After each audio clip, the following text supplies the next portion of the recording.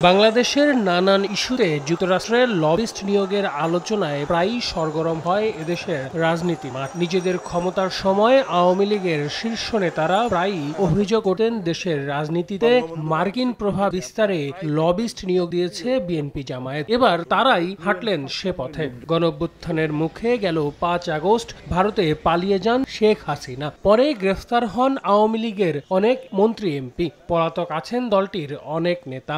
এমন পরিস্থিতিতে যুক্তরাষ্ট্রে লবিস্ট নিয়োগ করেছে ওয়াজেদ ইনকর্পোরেশন। সাবেক প্রধানমন্ত্রী শেখ হাসিনার ছেলের প্রতিষ্ঠানটি এই চুক্তির আওতায় আওয়ামী লীগের পক্ষে যুক্তরাষ্ট্রের নির্বাহী ও বিচার বিভাগের কাছে তুলে ধরবে বাংলাদেশের সাম্প্রতিক পরিস্থিতি, যেখানে খরচ হবে $2 লাখ। গেল ১২ সেপ্টেম্বর এ বিষয়ে স্ট্রেক গ্লোবাল ডিপ্লোমেসির চেয়ারম্যান রবার্ট স্ট্রেকের সঙ্গে ৬ মাস মেয়াদী চুক্তি সই করেছেন সজীব ওয়াজেদ।